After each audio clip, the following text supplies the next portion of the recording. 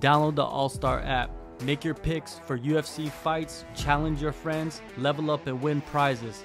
Link in description. Get it now. All right, Cam. Man, the first thing I want to get into is the storm, man, that hit Houston. Like, how did it impact you? You know, your family members. Like, what was the damage? Oh man, it sucked. It sucked for like pretty much everybody in the whole city. But me and my family didn't have power for about 6 days, so it's not the best way to end the fight camp. But yeah, you know, it wasn't fun for everybody. How did you adjust to not having power for 6 days? That's insane. You know, you just do what you can. You know, it wasn't ideal, but you know, just try to run when you can, because you know the gyms were closed, everything was closed, no one in the city had power, so just try to run, maybe relax and recover a couple extra days just to go harder for, you know, a couple 2 days, whatever. So the weight cut kind of started early in a way. Yeah, a little bit. Just trying to get the yeah, just really it was just more like monitoring my food. But I mean that was the other thing. Like pretty much all my food went bad, so it was trying to, you know, scrummage for what I can eat that doesn't give me, you know, fat or anything like that. It was just more of an inconvenience than anything.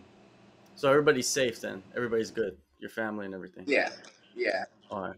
yeah. That's We're good to all hear, we're man. all good. Everything's back to normal. And in this fight coming up, Fury FC 94, this event is in Houston as well, man. Was it almost Yeah. canceled the event? No, there was no even what's it called? Even like Eric Garcia like sent a message. Like I still hadn't had power, but he was like, hey guys, tickets are still due. Like there was no talk of postponement or anything like that. So it's just business as usual.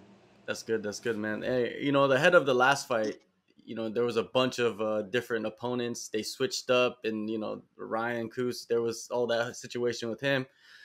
This fight, was it the same thing, or did this dude just like, is this the original guy? Yeah, no, he said yes pretty much immediately from what I understand, and there hasn't been any like any word or of anything else. Just this guy. I'm assuming this guy's coming, you know, to knock my head off. All right. Well, what do you think of him, man?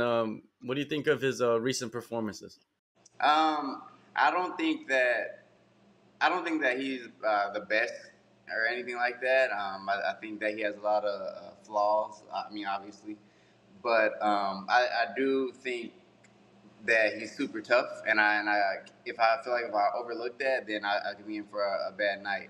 I think that like I said, I think that even though he doesn't have the best record, I think that he's coming in there to make a statement. Yeah, I think there's a lot of guys on the regional scene like that. Their record doesn't look very nice, but they're very dangerous fighters. You just can't look at the record.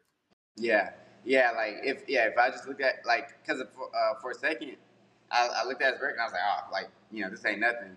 But then I went ahead and I looked at I watched his tape and I was like, oh no, there's still something there. Like he's still dangerous. Like he's still a professional fighter. It's always fun, you know, whenever you talk to like just a normal person who doesn't train or anything, and they go, oh man, that guy sucks.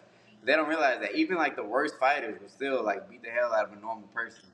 So he definitely knows how to fight.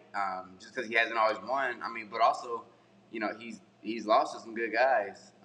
So Yeah, he has faced some good guys, and yeah, you're right. It's funny how delusional like regular people are about their fighting skills. I just see red, bro. I just see red. Yeah, yeah, they beat somebody up in a parking lot one time, and they think they got hands or Yeah, something, right? That's funny, man. yeah. It doesn't matter that it was an 80-year-old man. Yeah, yeah, yeah. Now, the last fight, man, you went 15 minutes, hard 15 minutes. How were you physically? Because you know, in fighting, this is considered a quick turnaround, 3 months. Yeah. I mean, honestly, like there's a lot of like backlash, like oh, it was a robbery or anything like that. And I'm like, dude, nothing happened to me. Like the in the fight itself, he landed one front kick that I was like, oh, I thought it ruptured my eardrum, but it was just like a small little. It was like a nothing, but I was like, that was the most that happened. So I'm like, I'm fine. Like, I didn't really get hit. I think I counted. Uh, it wasn't much. It wasn't really a hard fight. It was more of an annoying fight than anything. Just because like it was hard to get him to engage. He was looking for the takedown, whatever. But as far as damage, there wasn't really any. So I was like, I'm healthy. I can fight. Why not? Definitely. And you got back to back wins. Do you feel like you've created enough momentum for yourself now? Like your confidence is growing more and more by the day?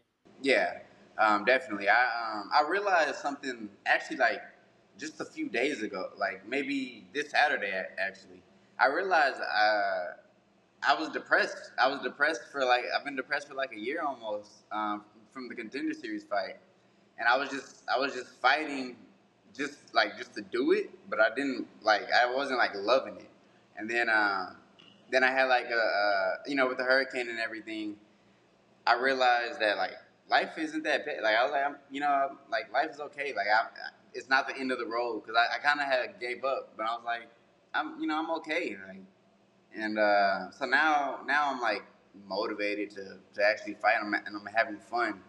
Like even though I'm cutting weight, it's just like I wouldn't want to do anything else. Battling demons that you didn't know you were battling? Is that what it was for a year? Yeah, 100%. Like I knew I was like obviously I was like devastated when it first happened. But then I just got back and just started moving again, just doing things, and I was distracted enough to not think about it. Like it wasn't like super obvious to me that I wasn't, but it's like even after I won like these last two fights, I was just like, like I didn't care. Like I was, it didn't mean anything to me. But but then like I said, this past weekend I was just like I was doing some thinking. I had some free time, and then I was just like, you know, what like it was like a fog just opened up, and I'm like, oh, like I'm I didn't even know I was so low. Man, that's got to be so eye-opening, right? Like you feel a certain way Yeah, and it's kind of dragging you a little bit, and then one day it's just like boom, it's gone. yeah. Yeah. It was like just a bunch of little things that just started. It was like a little snowball and just kept piling up, and eventually I was like just having like random talks with random people, and I was like it started. It probably started in like March, where when I was in Vegas with Diego and just talking to him about his story and. He was on Contenders, and it looked like he was never gonna work out. And then, talking to my manager Jason House, and he was like, "Look, Cam, you need to enjoy the journey. Like it's not about like he's like because the destination is short lived. You get there and then it's a whole new thing. You need to enjoy the journey." And then I was just like, then I realized like I didn't even have dreams anymore. I was just like I said, I was just fighting. Like they asked me if I wanted to fight, I was like, I guess. It wasn't. I didn't have like a grand dream of like, oh, I'm gonna get back to the UFC or like I was just doing it, just just to do it. And your team, like Adrian got back to his winning ways. You've got back to back wins. Rafael, he got a fight coming up as well. A big one. The team out. There's more guys on your team as well. Like I feel like it's back to normal now. Like you guys are on your winning ways. You Yeah, guys are building each other up together. Is that how you guys feel? yeah, 100%. It started so whenever I fought Mondo back in November, I had a talk with someone. Again, it was like just like random series of, and so I don't believe in coincidences. So I had this talk like maybe a week before I fought Mondo, and they were like, "You're not a loser." Like they're like, "You need to show your teammates how to win. Like remind just because you lost, you're not a loser. You need to remind everybody what it is to win. Like change like because it was like a weird funk. We all had like the biggest losses of our careers at that time. Like I lost Contenders, Adrian lost on pay per view main event, Ross lost the $1 million tournament, and it was just a weird atmosphere. And so after I had that talk, I was like, you know what, you're right. Like, I'm gonna show everybody how to win.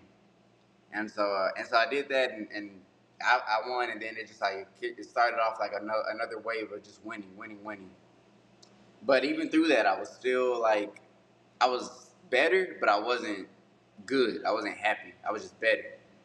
But now it's like, okay, no, like this, like we're good. Like things are still progressing. For sure, man. You guys are all super young still, man, and you guys been Yeah. fighting for a while. Yeah, man. I think like going through it alone, because a lot of fighters, even though they're part of teams, they go through things alone. But going through it with somebody else at the same time, it, dude, it's another level, right? Like there's so much benefits from that. Yeah, it's kind of a gift and a curse because like fighting, it's a super lonely sport. It's an individual sport, but you need a team to get there.